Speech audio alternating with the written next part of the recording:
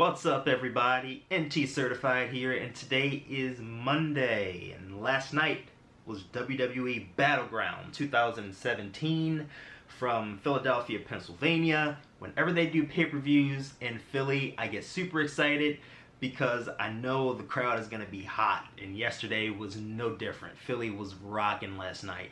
I probably should have drove down there. I mean, I'm maybe 2 hours from Philly. Like, I would have had a blast at Battleground, especially with it being a Smackdown pay-per-view. Now, this month's review shirt is Miss Fabulous.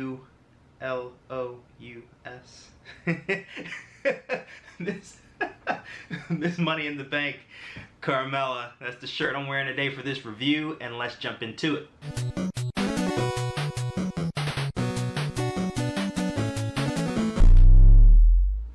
Alright, let's go. So, I feel like the card for Battleground was decent on paper. And a lot of people were saying that it looked weak on paper, but I felt that it was a decent show on paper. Some of the build for the matches were good, and then some were iffy. Kind of like the Orton and Mahal build-up. I didn't like, especially the very last Smackdown where Orton just climbed to the top of the Punjabi prison and he just sat on the top of the prison. I didn't like that at all. But let's get into the matches. So the pre-show match was Tye Dillinger, Perfect 10, versus Aiden English, formerly a tag team member of the Vaudevillains. Now he's doing his, opera singing gimmick, which I actually think is pretty cool. It's different. We don't have a lot of superstars doing things like that. And I thought the match was really good, really solid. The crowd was into it. They were behind Tye, and they were against, oh my gosh, I forgot his name. They were against English, and I think both of them are really decent in the ring. I think English has like a big upside. He's always in great shape. He has charisma, and I like his moveset. It's basic stuff, but it gets the job done. And I was super happy to see English get the win because he doesn't get many wins on television. Like, I thought his attack on Orton a couple weeks ago was really well done. It showed some fire behind him, but I'm glad to see that English got a win. I love Tye. It's not going to hurt him either way to take a loss to somebody like English because he's not doing much of anything right now anyway. On to the main card. Opening match is the New Day versus the Usos for the SmackDown Live Tag Team Championships. And can I just say that that match was on fire. On fire. And I think that they did a really good job of near falls. They made the match feel important. I mean, we already know that the New Day is an amazing tag team, one of the greatest tag teams of all time. I don't care what anybody else says. And so are the Usos. Like, they found a formula that works. And now that they're heels, they are even better than they were before. And I knew it was going to be a great match, but I didn't know that it was going to be that good. The crowd was into it. I think Kofi did a great job at selling the double powerbomb and staying down for most of the match.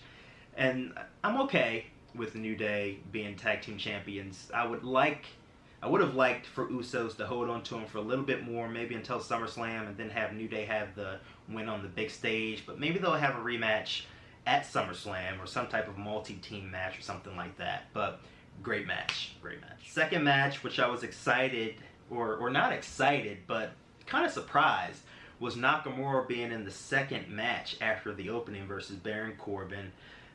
The match was okay. It wasn't spectacular, but it wasn't bad either. I think Nakamura, did a decent job, and I think Corbin also did a decent job.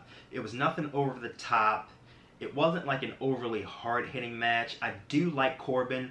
I believe in Corbin, and I think he's going to be a really good world champion going forward, and Nakamura is a star. When they put him against Styles, that is going to be an amazing match. Him versus Owens, amazing. Him versus Cena, amazing. So the finish didn't shock me. It protects Corbin, but it also protects Nakamura, so neither one of them gets pinned cleanly, and I'm okay with that. That's cool.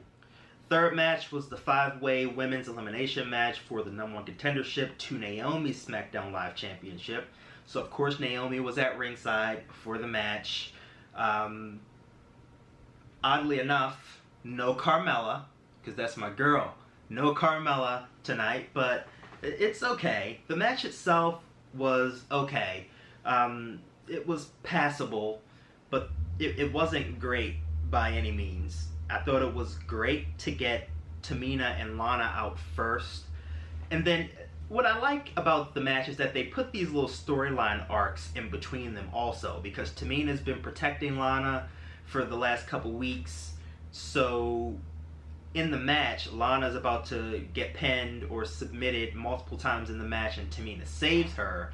Tamina gets put in a submission, and Lana does not save Tamina. So it keeps that little like storyline going. You know, Becky gets eliminated, and then Natalya steals the victory from Charlotte, which was a shocker. Now, I respect Natalya. I think she deserves to have a big spotlight match. I think this match with Naomi is going to be fresh. It's new. It's going to be good. Now, I don't think the other women are going to be left off the card, because SmackDown uses their whole roster, women's roster at least. They use their whole women's roster, and you see them every week. They all have stories. I just think it's perfect for them. Sorry, I had to reset my camera because I ran out of space on my memory card, so let's jump back into it. We were talking about Natalya and Naomi being a fresh match, and I love how SmackDown uses their entire roster. I think Naomi has been a decent champion. They've allowed her to show her personality, and people are behind her right now, and I'm happy to see her in that spot. I think it's inevitable before Charlotte gets the title, and I think I'd like to see her and Becky have a story, because they work really well together. But I wouldn't be mad if Natalya won the belt either. But I think Naomi needs this big win, because she doesn't have any big wins under her belt other than beating Alexa Bliss before Alexa Bliss went to Raw. Fourth match on the card was AJ Styles versus Kevin Owens. I can say that the match was okay. I can't say that it was great. They do work well together, but the finish kind of came out of nowhere. It was like a double pin sort of situation where the referee could only see Styles' shoulders on the mat and not Owens, so they put the belt back on Owens. And I'm okay with that. I don't like the short title reigns, especially for a guy like AJ Styles, because Styles should always have a belt. He's that type of talent where he can bring anybody up to his level. Not that Owens is below his level, but I feel like Styles should have a belt around his waist, and I figured that the US title would be great because he can have the open challenges. But Owens can have those open challenges as well. I just didn't think that the finish, I think the finish took away from the match for sure. Next match was the flag match between John Cena and Rusev. This match also was kind of underwhelming to me.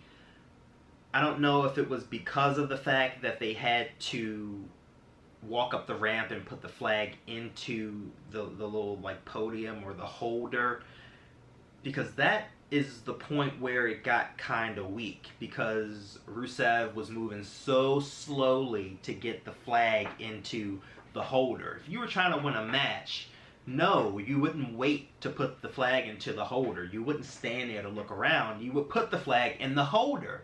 And of course, Cena, who comes back from near-death experience, you know, I love John Cena, I respect him, but sometimes when he sells, it becomes completely unbelievable. Rusev is a great talent, and I know that they have some things in store for Rusev, because Rusev is an amazing talent, like I said, but I don't feel like it was a good idea to have him lose his first pay-per-view match. I mean, he hasn't had any...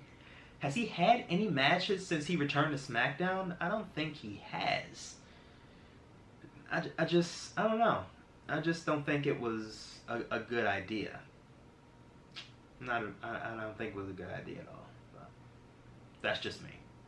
let's talk about the Fashion Files. Now, Breezango, Tyler Breeze, and Fandango have been hilarious in their vignettes about the fashion police and trying to find out who trashed their office. And this week, or this pay-per-view, we still didn't find out. Of course, the Ascension popped up, kicked them to the curb, whatever. And then they got attacked, Breezango got attacked, and then they dragged the guys out of the camera shot. I'm wondering who it could be. I'm hoping and I'm praying that it's not Luke Harper and Eric Rowan. And I hope and pray that it's somebody new, but at the same time, bringing somebody new up to the roster for SmackDown is not going to help them because they barely have the time to showcase most of the people that they have now. I mean, Carmella wasn't even on the pay-per-view last night. You know, where's Dolph Ziggler? Where is Luke Harper? Where is Eric Rowan? Like, where are the Hype Bros? Like, people like that. Where is, not Jason Jordan, but, oh my gosh, what's his tag team partner name? Chad Gable. We're supposed to see new stuff from Chad Gable. Hopefully we see it this upcoming Tuesday. But I'm excited to see who they reveal as the people who have been, you know, behind the antics with Breezango. The match before the main event, Sami Zayn versus Mike Kanellis. I like Mike Kanellis somewhat. I feel like he's going to be a mid-card star, nothing huge, and it kind of proved that last night when he took a pinfall loss to Sami Zayn. Not that mid-card is bad, but I would have thought that they were going to have bigger things in store for him because Sammy's kind of in a rut, but he still gets wins, and he's gotten the last couple wins on pay-per-view, which is good for him. I just don't see them having any big plans for Sammy. And judging by last night, I don't see them having any big plans for Kanellis either. But so I guess they can both be mid-card talents and just exchange wins. I'm okay with that too. The main event. The main event, Punjabi Prison match, Randy Orton versus Jinder Mahal. A dud. A dud, a dud, a dud. The most exciting part of this match was the Great Khali making his return. I don't even know if he made a return, but he made an appearance, and it popped the crowd. Other than that, this match was a dud, and this seems to be a common theme with Randy Orton matches in 2017. Not only in 17, but going back for years now, Orton is not producing great main event matches, and I don't understand why they put him in these big marquee matches and he's just not delivering.